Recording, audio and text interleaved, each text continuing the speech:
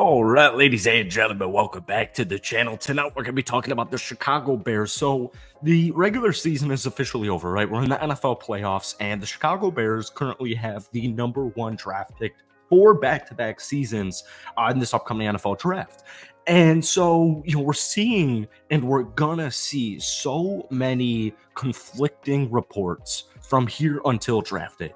I saw like an interesting tweet saying, I hope Ryan Poles lets us know sooner rather than later. He's not.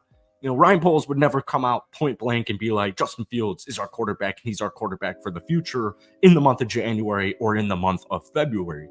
When you have the potential to get a generational type of haul like the Bears did last offseason when they had the #1 pick and they traded it to Carolina, and you get DJ Moore, and that's why they have the #1 pick this season, and you have some extra. It just, like, from a strategical standpoint, from a business standpoint, it makes absolutely no sense. So I saw a tweet today. It was from ESPN insider Jeremy Fowler, and I was just kind of reminded of this, that it's starting right now, and it's not going to stop until closer to draft day. And we also have to keep in mind, man, the draft board's going to change. And the draft board's going to change quite a bit. Caleb Williams right now is the clear-cut #1 draft pick, but it wouldn't be surprising to me. In fact, I've actually seen a couple of mock drafts that have guys like Drake May going #1 overall, Marvin Harrison Jr. going #1 overall. At the end of the day, the Chicago Bears have options, and that is the best part. The best possible outcome to have for a GM and for a franchise is to have options. And with cap space and with draft picks, with 2 top 10 picks, having the #1 pick, the Bears are in a really, really, really good spot right now. And they're going to win at least 9 games this upcoming season if Justin Fields was the QB right now. Now, if they decide to go in a different route, which we'll talk about in just a second, then we got to reconsider everything and reevaluate things, but we'll deal with that in just a minute. Before we get any further into tonight's video, if you guys enjoy it, be sure to hit that like button, hit that sub button for daily NFL content. Bears fans, I post at least one Bears video actually like every 2 or 3 days on this channel. So if we could try and get this video to 250 likes, that would mean the absolute world to me. So here was the ESPN insider Jeremy Fowler's report, quote unquote. I have talked to some people in and around the program who believe they will eventually land on a Caleb Williams or a quarterback at #1, but still has to be sorted out. So it sounds like Chicago is leaning towards a rookie quarterback based on that statement. But once again, you're just going to hear stuff like this all offseason. You're going to hear, the Bears are really enamored by Justin Fields and they really want to build around him. And DJ Moore, has been talking to management, and management fully agrees with DJ Moore. If you had to ask me right here, right now, I do think Justin Fields will be back as QB1 for the Bears next season. I do think the Bears should have Justin Fields as QB1 next season. What they're actually going to do, that remains to be seen. I actually even highly doubt that Ryan Poles has a solidified plan at this current point in time on January 13th. Now, here's what everyone gets upset about. Justin Fields threw 9 interceptions this season. He had 16 total touchdowns. Keep in mind, he got injured early on in the season, so he did not play every single game this year. And we also have to keep in mind, once Justin Fields came back from his injury, they started to win. And it was around the same time where they acquired Montez Sweat. So I also saw a report today saying that Max Crosby, if the Las Vegas Raiders decide to move on from Antonio Pierce, that he wants a trade and he will request a trade.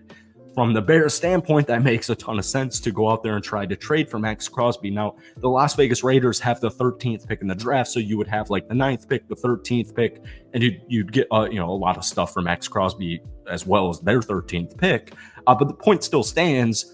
We're just going to hear stuff like this all offseason. But Justin Fields' biggest critique is that he can't throw the ball and that he can't.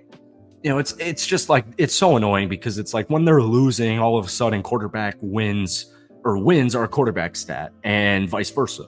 If you're winning, everything is good. Justin Fields is the reason they're winning. If they're losing, Justin Fields is the reason they're losing. And if you guys are new to this channel, you know my opinion on here, or you don't know my opinion on here. Wins are not a QB stat.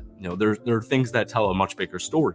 Now, the Chicago Bears finished the season as the 2nd best rushing attack in the National Football League. In fact, Justin Fields, and this is not a stat I want to continue, even though he's a phenomenal athlete, he led the Chicago Bears in rushing yards. We also have to keep in mind Khalil Herbert got injured. Dante Foreman had just a really weird season. He should have played a lot more. That is what it is. You also had a rookie in Rashawn Johnson.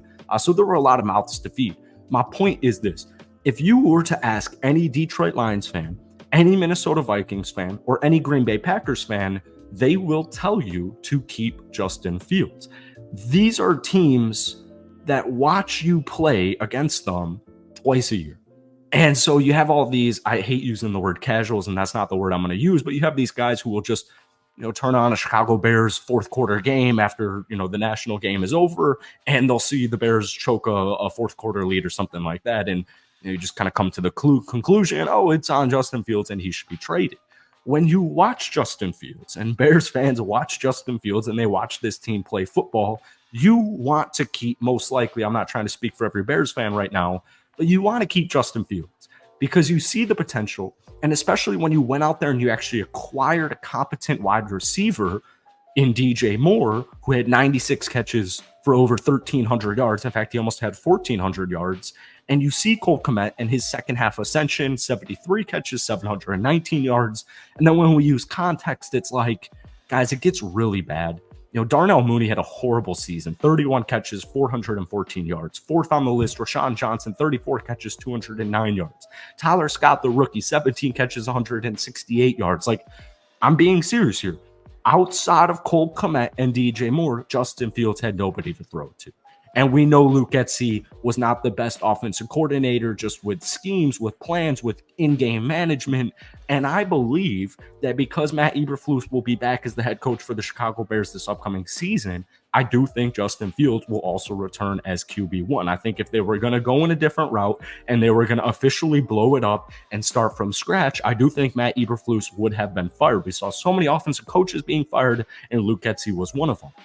But once again, when we use the eye test and we watch some of these, play designs that Luke Getsy's calling, and we watch some of this in-game management that Matt Eberflus is doing, you're like, oh, it's so clear that these are not the cats for Justin Fields. When you watch these players like, Robert Tonyan and Tyler Scott and Darnell Mooney and all these wide receivers, all these players drop touchdown catches and drop these big-time plays, or you see Justin Fields rattle off a 40-yard run that gets held back because Lucas Patrick held somebody, you're like, oh, Justin Fields isn't the issue. So my point was, you ask these rival fans, Packers, Lions, Vikings, who see Justin Fields and have seen him for the last couple of seasons, and they're telling you what former NFL players and NFL analysts are saying: keep Justin Fields. But the whole point of this video, that was a little bit of a rant and a tangent. My whole point to this video is that we're not going to know what the Bears are going to do until many months from now, at least until mid-March, 2 months from the time of this recording. So